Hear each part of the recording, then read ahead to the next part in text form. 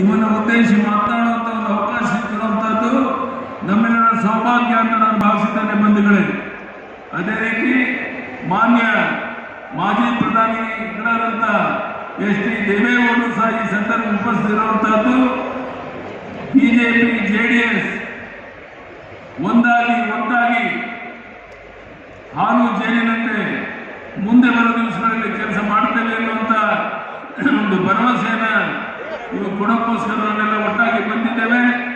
ಬಹುಶಃ ಬರುವಂತ ದಿವಸಗಳಲ್ಲಿ ಈ ಜೆಡಿಎಸ್ ಬಿಜೆಪಿ ಹೊಂದಾಣಿಕೆಯನ್ನು ತಡೆಯೋದಕ್ಕೆ ಯಾರಿಂದಲೂ ಸಾಧ್ಯ ಇಲ್ಲ.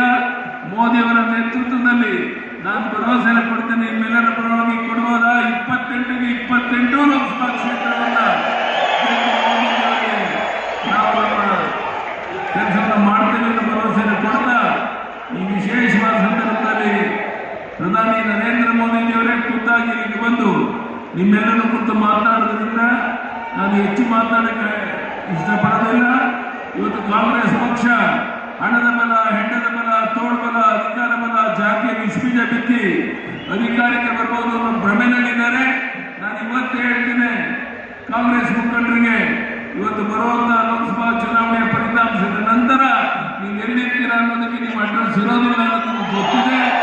ಆದರೂ ಸಹ ಮನಬಂಧತೆ ಮಾತನಾಡ್ತಾ ಇದ್ದೀರಾ.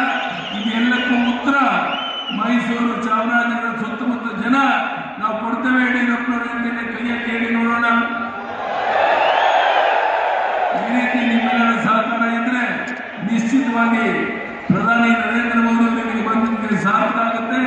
ನಾವೆಲ್ಲ ಒಟ್ಟಾಗಿ ಒಂದಾಗಿ ಬರುವಂತಹ ಲೋಕಸಭಾ ಚುನಾವಣೆಯನ್ನು ಎದುರಿಸಿ 28ಗೆ 28 ಲೋಕಸಭಾ ಕ್ಷೇತ್ರ ಗೆಲ್ಲಕ್ಕೆ ಪ್ರಯತ್ನ ಮಾಡೋಣ ಅಂತ ಹೇಳ್ತಾ ಮತ್ತೊಮ್ಮೆ ಇಲ್ಲಿ ಸೇರಿರುವಂತಹ ನಮ್ಮೆಲ್ಲ ಬಂಧುಗಳಿಗೆ, ಅಣ್ಣ ತಮ್ಮಂದಿರಿಗೆ, ತಾಯಂದಿರಿಗೆ, ಮಾಧ್ಯಮದ ಸ್ನೇಹಿತರಿಗೆ, ವೇದಿಕೆ